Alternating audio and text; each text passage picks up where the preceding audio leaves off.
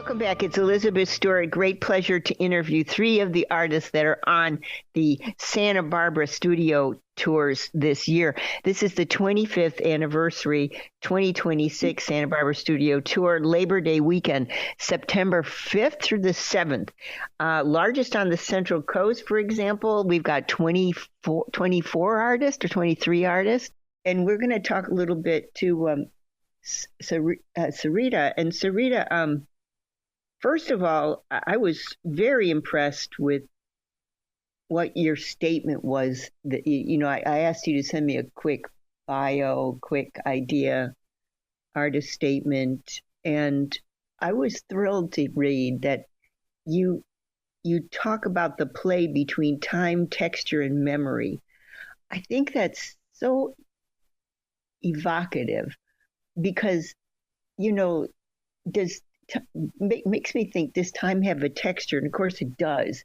I mean, when I think about periods in my life, I think about, oh, that was a rough patch or that was a smooth patch. Or, there's this idea of time having a texture. And then I want to talk to you about that. You are a contemporary painter and you are working in, plaster and house paint. I don't want to say abstract work, but there's this same idea, what Leslie was talking about with the ideas building up, the construction end of things versus the taking away end of things. So you wisely say, you've got a duplicity of construction versus erosion, and that part of what you do is, am I getting this right? But part of what you do is actually to leach and scrape away what you're working to build. And in that, there's a commonality with what Leslie's telling us about that perfect is not always the done. Absolutely. Absolutely. So I consider, well, first of all, thank you for having me. I really appreciate this, Elizabeth. Yes, I refer to myself as a deconstructivist painter. And basically, I so appreciate your perspective on this, and you're right on the money. Yes, I build up surfaces. So I start by a painted surface. I apply layers of plaster covering the entire painting. So as I'm painting the initial base layer, I'm fully invested in it, knowing all the while it will all be covered and you will see none of it. After which I claw, I scrape, and I just work at that surface. So I expose small little bits and nuances of that former life that the painting has. And so along with that, which again plays into what Leslie was saying, and there's sort of beauty in the scars of things. And so my work is not precious. It isn't delicate. There is a very raw textural quality to it. You can almost see when you look at it, the work that's been done to it. And in a nutshell, this is all part of a larger concept. And the story behind it is my husband and I were traveling through Nepal and Bhutan a few years ago. And we met some locals, and they knew I was an artist, and we engaged in this lovely conversation about what it means to be an artist. And they just flat out said they really didn't believe so much in this concept of artists. And of course, I didn't know what quite to make of that. And then taking it further, they explained that all the beauty in the world already exists, essentially from a higher power. And as artists, it's our job to expose and introduce that beauty that already existed in the world. And immediately a light bulb went off in my brain, and I said, there's something here. I absolutely adore this idea of exposing, introducing the beauty that already existed. And so that sets the template for all of my paintings. Okay, so a question for you. You say that, you prepare the surface knowing full well that it is going to go away. Yes. But, there's this idea, okay, so I have to bring you back, okay, the 16th and 17th century, this idea of pedimento. So the idea is that, no matter what the bottom surface is, that pedimento actually shows through, whether it's subconsciously, microscopically. Now we have the instruments that will actually show us that pedimento, and it's part of a work, that underlying surface. Insofar as the this fun thing about being or having my job, as an appraiser, the first thing I do when I'm addressing a canvas, an older canvas, for example, that hasn't been relined, I'm flipping it and I'm looking at the back to see where the oils that are more highly saturated, your ceruleans and this sort of thing, how they're bleeding through, and if I can see that pedimento. So I'm looking underneath before I look on top, and that's what was so interesting to me about, what you're doing. The second question I have for you is this idea where you're using very active verbs just now to tell me these things: clawing, scraping, and you were using your hands that way. You're using, and you said tactile. You were, some of the words I was writing down, some of the rawness. You see, all these are like, very active verbs, active adjectives, for example. So the physicality of this is a huge part of what I do. It's very interesting because the process is such a huge part, and I get more questions about the process than anything. You are absolutely right. It is an extraordinarily physical process. I am, just as you said, clawing, scraping, deconstructing. I use so many tools, everything from things in the hardware to things you'll find under your kitchen sink. And it's been an absolute joy to explore all of the different qualities and markings I can create with these different tools, which is why I say the art itself tells you just the kind of work that's being put into it. This is not a precious, delicate piece at the end. And I would say, above all else, if what I hope that people get out of it, simply put, is rather than ask yourself, well, what is this a painting of? I'm more interested in the idea of someone looking at it and asking themselves, what was this? What was this? That there was a history, a legacy that is there, and it's just being hinted at. You see shadows and suggestions of it.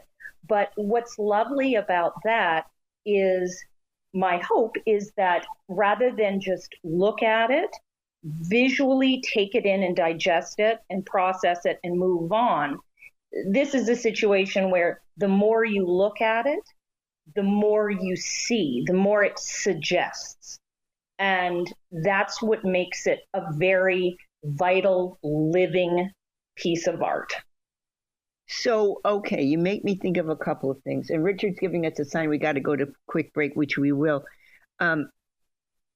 There's a theory, it goes back, Roman times.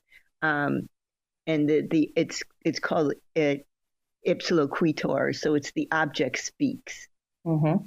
It's used also in legal terminology. So it's evident by the object. The object itself speaks. There's no way that the object can stand without speaking. So that's one thing that what you're describing makes me think of. And then this idea that all beauty exists to be exposed. That's another really interesting thought insofar as the basis of all things is beauty, and that is, that's it. It sort of begs the question: if all beauty exists to be exposed, then therefore the beauty must lie inside or underneath all things. It follows, logically follows. So the idea is, do you ever find that you found when you're scraping, clawing, actively pulling, do you ever find, wow, this is just like this surprise I did not expect? And in fact, I don't really think it's beautiful. I'm thinking to me, it's a surprise that I'm not welcoming, for example. Or is it the other way around? What you're finding is in fact such an essence that it doesn't actually occur to you to think about, is this beautiful or not beautiful? Well, idea is which of it is it, Sarita? Mm-hmm. Are you finding mistakes that are, not necessarily cosmic accidents, but right? This is a fantastic question, and it taking it a step further, I guess the question could be, when do you know it's done? Because I've started the process. There's glimmers of, oh, this is gorgeous. This was unexpected. Oh, I love the way that the plasters come off just so, and it's left this sort of textured, very, very light surface, and I love that. And there are times that I take it too far. The scraping is taken a little too far. The lovely thing about this, though, I will say, is working with plaster is very forgiving, because if at any point I feel I have taken it too far, what do? We basically start the process again, and I cover it. It is a process of uncovering, covering, uncovering, covering. Sometimes it works out absolutely beautifully, where I just sort of intuitively know how to go about it compositionally, and it all just comes together beautifully.